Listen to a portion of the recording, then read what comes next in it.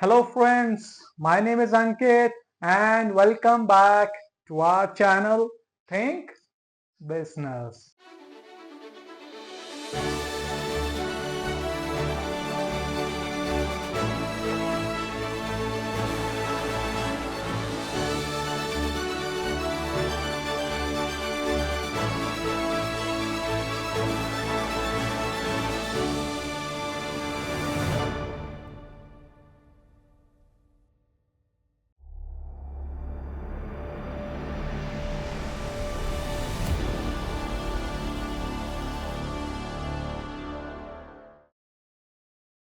जहां पे हम करेंगे बिजनेस को डिकोड और जानेंगे बिजनेस की इनसाइट्स। तो लेट्स बिगिन टुडेस वीडियो। आज की हमारी वीडियो होने वाली है एक बहुत ही इंटरेस्टिंग टॉपिक पे जो आप लोगों ने अपनी लाइफ में काफी इंजॉय किया है। यस यू राइट, आज हम बात करेंगे बिजनेस ऑफ मूवीज के बारे में।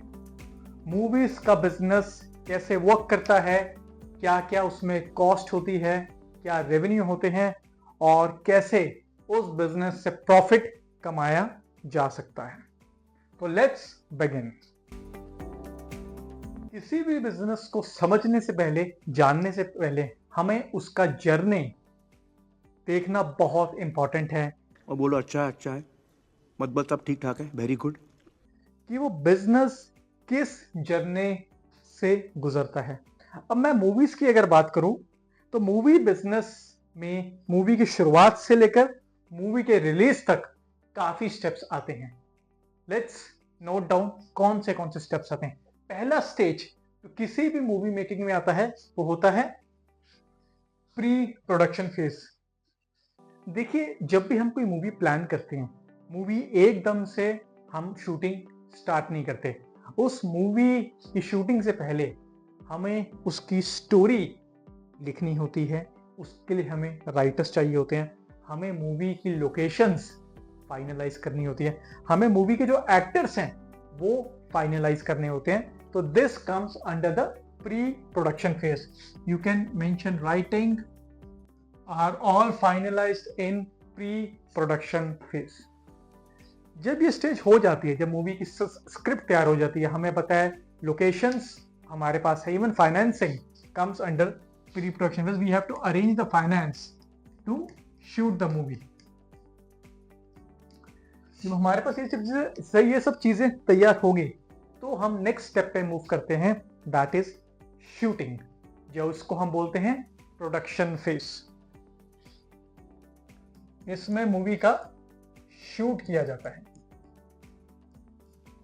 After the movie is shot, then comes the post production phase. जिस तरह से मूवी शूट होती है, हम उस तरीके से मूवी को ऑडियंस को नहीं दिखा सकते। उसमें कोई चेंजेस होते हैं, कोई कट्स होते हैं, कोई म्यूजिक ऐड करना होता है, तो कुछ मिक्सिंग होती है। वो सारी की सारी मिक्सिंग, कट्स, एडिट्स किए जाते हैं in post production phase. Edits,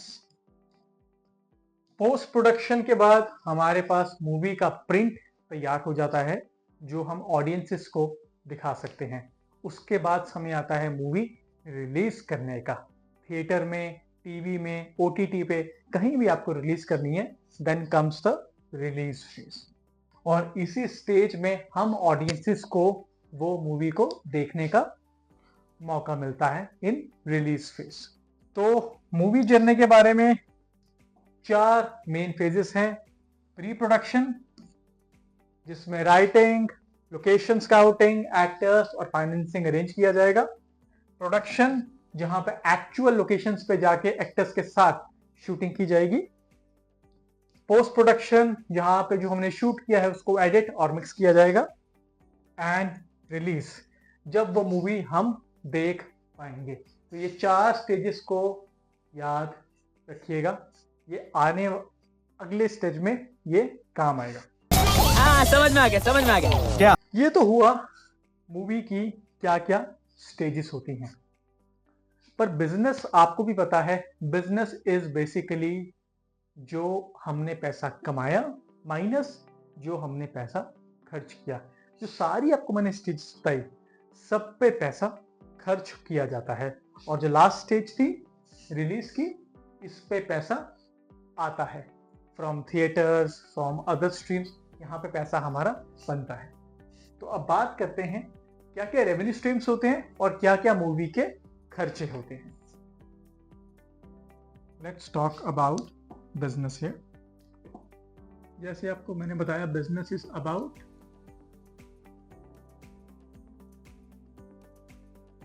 अब हम जानते हैं मूवी बिजनेस में रेवेन्यू क्या क्या है और कॉस्ट क्या क्या होती है। यहां पे लिख लेते हैं हम रेवेन्यू, यहां पे लिख लेते हैं हम कॉस्ट। सबसे पहले बात करते हैं कॉस्ट की। जैसे मैंने आपको बताया, जो प्री प्रोडक्शन फेज था, जिसमें हमें राइटर्स की जरूरत पड़ेगी, हमें एक्टर्स को साइन करना है, हमें लोकेशंस को फाइनलाइज करना है, उन सब चीजों में पैसा खर्च किया जाता है। तो यू मान के चलिए कि इसमें fees of technicians, writers, actors, movie shoot करने के लिए हमें कैमरास की जरूरत होती है, we need advanced equipments, so cost of equipments, we need to travel to locations to shoot the movie, so cost of travelling for the unit, entire unit. और जो पोस्ट प्रोडक्शन में हमें मूवी को cut करना है, we have to add VFX, we have to add some effects, so that comes under obviously cost of technicians, and this is a very heavy cost. This is a heavy cost, even this is a heavy cost, and obviously if you have to shoot a movie in foreign locations, this is a heavy cost as well. So ये होती हैं cost के headers। नहीं और खर्चा नहीं कर सकता, और खर्चा नहीं। सुनो, इसके अलावा कोई दूसरा रास्ता नहीं। अब हम बात करते हैं मूवी से हमारा रेवेन्यू स्ट्रीम्स क्या क्या हैं। सबसे पहले तो थिएट्रिकल रेवेन्यू। जब हम मूवी थिएटर्स में लगाते हैं तो जो एग्जिबिटर्स होते हैं, एग्जिबिटर्स यानी कि जो मूवीज को शोकेस करते हैं, exhibitor can be PVR, INOX, big cinemas. तो वो मूवीज हमारी जो शोकेस करते हैं, वो मूवी के रेवेन्यू का कुछ पार्ट वो लेते हैं और कुछ पार्ट हमें देते हैं, यानी कि प्रोड्यूसर्स को। तो उस रेवेन्यू को बोलते हैं theatrical revenue. It's generally 50% of ticket revenue. जो हमारा टिकट सेल से आता है, उसका लगभग 50% का थिएट्रिकल रेवेन्यू प्रोड्यूसर्स को मिलता है, अगर वो मूवी खुद डिस्ट्रीब्यूट कर रहे हैं। इसमें मैं टैक्सेस नहीं जोड़ रहा हूं, क्योंकि डिफरेंट रीजन्स में there are different levels of entertainment tax. To keep the calculation simple, we are not taking taxes as of now, we are only taking the net figures। उसके बाद आते हैं music rights which are sold, फिर आते हैं satellite rights, फिर आते हैं OTT राइट्स और digital rights, and there are some brand collaborations as well। अभी क्या क्या होते हैं थिएट्रिकल रेवेन्यू? तो जैसे मैंने बताया, वो हो गया जो हमें थिएटर से आएगा, एग्जिबिटर्स की तरफ से, PVR, आइनॉक्स जब मूवी रिलीज करेंगे, जिस प्राइस पे वो टिकट बेचते हैं, उसका लगभग 50% वो प्रोड्यूसर्स को देते हैं और 50% वो खुद रखते हैं। म्यूजिक राइट्स, जो मूवी का म्यूजिक होता है, वो भी बिकता है। Companies like T Series, Zee music, इन म्यूजिक को परचेस करती हैं। फिर आते हैं सैटेलाइट राइट्स, जो मूवी हमारे टीवी पे आती है, केबल पे आती है, डिश पे आती है, on star gold, on star movies और सोनी मैक्स, वो सारे के सारे कंपनीज प्रोड्यूसर्स को पैसा देके मूवी शोकेस करने का राइट लेते हैं अपने चैनल्स पे, that is satellite rights. Then is OTT rights. We all know आजकल मूवीज Amazon और Netflix पे शोकेस की जाती हैं, सो Amazon और Netflix पे heavily to have this movies on their platform, that is OTT rights. And then brand collaborations. Movies में कई बार कुछ ब्रांड्स को प्रमोट किया जाता है, कुछ कार की कंपनियां, कुछ जूते की कंपनियां, जिनको दिखाया जाता है और ब्रांड्स प्रोड्यूसर्स को पैसा देती हैं वो दिखाने के लिए, तो वहां से भी एक रेवेन्यू आता है। तो these are the different revenue streams we earn from a movie and these are the cost. अच्छा, अब एक एग्जांपल से समझते हैं।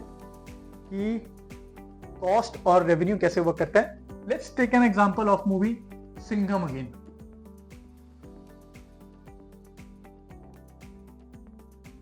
अब सिंघम अगेन की मान के चलते हैं cost of total movie making, जिसमें pre production, production, post production और रिलीज आ गया. मान के चलते हैं इसकी कॉस्ट है 100 करोड़ की. 100 करोड़ से ज्यादा ले लेते हैं, ज्यादा होगा, इसे थोड़ा कम ले लिया. मान के चलते हैं इसकी कॉस्ट है 250 करोड़ की, 250 करोड़ की. अब बात करते हैं रेवेन्यू की. अब मूवी ने लगभग 250 करोड़ का थिएट्रिकल रेवेन्यू किया है, यानी कि रेवेन्यू फ्रॉम थिएटर्स. तो उसका लगभग 50 से 55% प्रोड्यूसर्स को एग्जीबिटर्स का कमीशन काट के या उनका कट काट के उनके पास आ जाता है. तो अगर टोटल बिजनेस 250 करोड़ का है तो प्रोड्यूसर्स के पास थिएटर से आ जाएगा लगभग 125 करोड़. ये फिगर्स मैं आपको सिर्फ समझाने के पर्पज से ले रहा हूं. The actual figures can be higher और लोअर. सेकेंड आ गया music rights. Let's take the music rights for Singham again are sold for 20 crore. फिर आ गया satellite rights. Let's say satellite rights for Singham again are sold for 65 crore. Then आ गया OTT rights, जो movie को Amazon, नेटफ्लिक्स, अब तो जियो सिनेमा आ गया, जियो हॉटस्टार आ गया, उस पर शो कैश करने के लिए पैसे ये स्ट्रीमिंग कंपनीज मूवीज को देते हैं. मान के चलते हैं ये आ गया 80 करोड़. और मान के चलिए ब्रांड कोलैबोरेशन से आ गया अनदर 20 करोड़. तो आप अगर देखें तो सिंघम अगेन मूवी के इकोनॉमिक्स कैसे वर्क कर रहे हैं. इसकी कॉस्ट रही 250 करोड़, 250 करोड़, और इसने टोटल रेवेन्यू कितना कर लिया, that is 125 plus 20 plus 65 plus 80 plus 20. ये हो गया total revenue is around 300 crore. Total revenue हो गया इसका 300.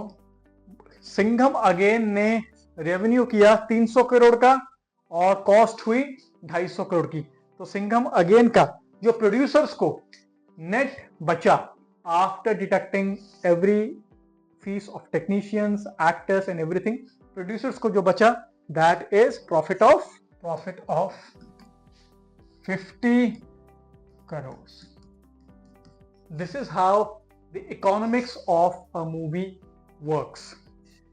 जरूरी नहीं कि हर मूवी प्रॉफिट ही कमाए. देयर आर मेनी इंस्टेंसेस कि मूवी के बजट्स बहुत एक्सीड कर जाते हैं और जो डिफरेंट स्ट्रीम से रेवेन्यू आता है, theatrical, satellite, OTT, music, sufficient नहीं होता कॉस्ट को रिकवर करने के लिए और मूवीज लॉस में भी जाती हैं. So just to summarise what we have, so today we discuss about the business of movies.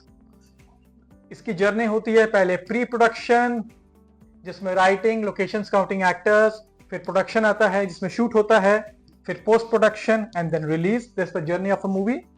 How business works is the revenues minus cost is equal to profit.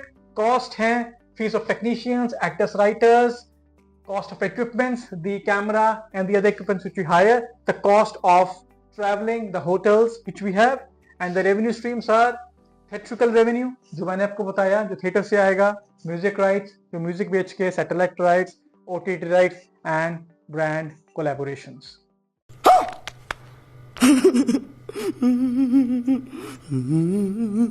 We took an example of Singham again. Let's say the cost for Singham again is 250 crores. The movie did a revenue of around 300 crores from different sources and made a profit of around 50 crores. So that's for today's video, guys. We have learned about how the business of movie works. I hope you like that video. और अगली बार जब आप theatre में जाके 250-300 रुपए की ticket खरीदें तो आपको पता हो वो 250 रुपया कहां जाएगा. So that's for today, guys. Meet you in the next video. Till then, take care.